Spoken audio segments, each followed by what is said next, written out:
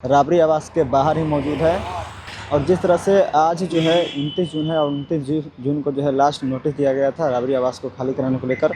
और ऐसे में देखिए कि राबड़ी आवास खाली कराने की जो प्रक्रिया है वह जो है शुरू हो गई है। राबड़ी आवास से एक एक कर जो अंदर जो सामान है वह जो है अब बाहर निकल रहे हैं।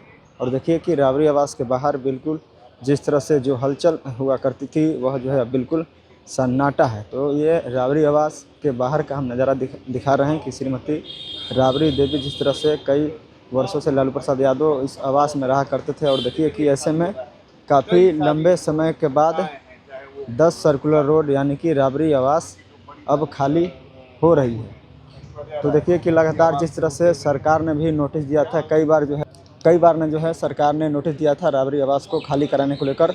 तो ऐसे में राबड़ी आवास खाली कराने को लेकर 29 जून को लास्ट जो है नोटिस दिया गया था। और अब देखिए कि सामान भी निकलनी शुरू हो गई है। तो कई तरह के अब सवाल खड़े हो रहे हैं।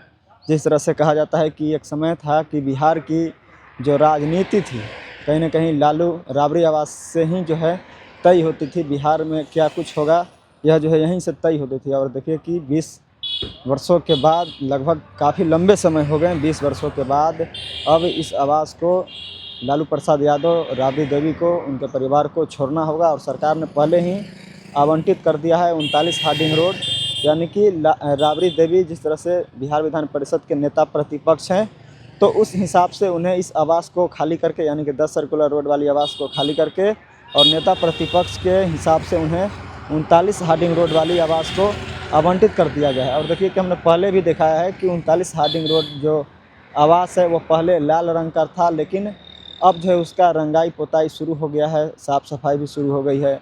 इसमें जो है कहा जा रहा है कि यहाँ से अगर राबड़ी देवी अगर यहाँ से खाली कर रही हो तो यहाँ से खाली करने के बाद जो है वह 39 हार्डिंग रोड वाली आवास में जा सकते हैं। और ऐसे में कई लोग यह भी कह रहे थे कि अगर राबड़ी देवी यहाँ से आवास खाली करती हैं तो वह जो है अपने निजी आवास में कौटिल्या नगर में भी जा सकती हैं। लेकिन जिस तरह से 39 हार्डिंग रोड की जो आवास है उसकी रंगाई पोताई ग्रीन कलर से यानी कि हरे रंग से हो रही है, तो ऐसे में वह देखने से प्रतीत हो रहा है कि राबड़ी देवी उसी आवास में पूरे परिवार के साथ रह सकती हैं। तो सबसे बड़ा सवाल है, जिस तरह से तेजस्वी यादव लगातार कह रहे हैं कि बिहार की जो सरकार है, मुख्यमंत्री हैं, वह लगातार बिहार के जिस तरह से जो जेन्युइन मुद्दे हैं, बिहार सरकार की खजाना खाली हो रही है, ऋषि जैसे बड़े बड़े घोटाले हो रहे हैं, उस चीज़ से ध्यान भटकाकर सरकार जो है केवल लालू राबड़ी आवास के पीछे पड़ी है कि आवास खाली कराना है, सिक्योरिटी कम करना है।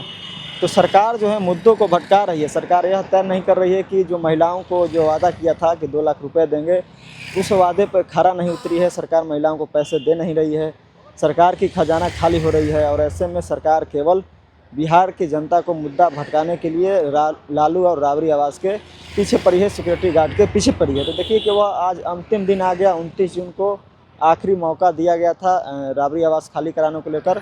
और देखिए कि यहाँ से जो गाड़ियाँ हैं अंदर से राबड़ी आवास के बाहर से सामान लेकर जो है यहाँ से निकल रही है। अब यह सामान कहाँ जा रहा है यह तो स्पष्ट नहीं पता चल रहा है, लेकिन जिस तरह से कहा जा रहा है कि राबड़ी देवी 39 हार्डिंग रोड वाली आवास में जा सकती हैं। तो जिस तरह से देखिए कि राबड़ी आवास के बाहर जो हलचल हुआ करती थी, जो राजनीति हुआ करती थी, वह जो है बिल्कुल अब शांत पड़ी है। और राबड़ी आवास के बाहर आप देखेंगे कि हम कुछ थोड़ा विजुअल के माध्यम से भी आपको दिखाएंगे कि राबड़ी आवास के बाहर जो है जो हलचल हुआ करती थी वह जो है बिल्कुल शांत नज़र आ रही है। और जिस तरह से चारों तरफ सिक्योरिटी गार्ड हुआ करती थी वह जो है बिल्कुल नज़र नहीं आ रही है। तो ऐसे में देखिए कि जिस तरह से सरकार ने लगातार तीसरी बार नोटिस दिया राबड़ी आवास खाली कराने को लेकर, तो वह जो है वह जो है दिन आज आखिरी है, 29 जून है। तो 29 जून को यह जो है आवास राबड़ी देवी को खाली करना होगा। तो राबड़ी आवास खाली होने की प्रक्रिया शुरू हो गई है। और ऐसे में देखना यह होगा कि क्या 39 हार्डिंग रोड वाली जो आवास आवंटित हुआ है वह जो है वहाँ पे राबड़ी देवी रह सकती हैं। तो यह जो है देखने वाली बात हो। लेकिन फिलहाल अब जो है सामान यहाँ से निकलना शुरू हो गया है। और देखिए कि फिर से कई जो है ऐसे चीज़ें सामने निकल कर आ रही है कि जिस तरह से राबड़ी देवी लगातार कहते नज़र आ रही थी कि किसी भी कीमत पर आवास को खाली नहीं करेंगे। देखिए कि बिहार सरकार ने भी साफ तौर पे कहा था, भवन निर्माण विभाग की तरफ से भी कहा गया था कि अगर राबड़ी देवी आवास को खाली नहीं करेंगे तो पुलिस बल का भी प्रयोग किया जा सकता है। तो देखिए कि ऐसे में तय समय पर ही आवास खाली करने की प्रक्रिया शुरू हो गई है। तो बिहार की राजनीति को आप कैसे देख रहे हैं? राबड़ी आवास को खाली कराया जा रहा है और जिस तरह से हमने पहले भी कहा कि एक समय था कि बिहार की राजनीति जो है बिहार में कहाँ से क्या होगा, लालू या राबड़ी आवास के अंदर से जो है यहाँ पर होती थी, लेकिन अब जो है वह घर यहाँ से कवर गया। लालू प्रसाद यादव और राबड़ी देवी को जो है यह आवास खाली करना होगा। तो राबड़ी आवास को लेकर आप क्या कुछ सोचते हैं? नेता प्रतिपक्ष तेजस्वी यादव ने जिस तरह से बिहार के मुख्यमंत्री सम्राट चौधरी पर कई तरह के आरोप लगाए हैं, उसको लेकर आप क्या कुछ सोचते हैं? आप अपना राय हमें दे सकते हैं। बहुत बहुत धन्यवाद।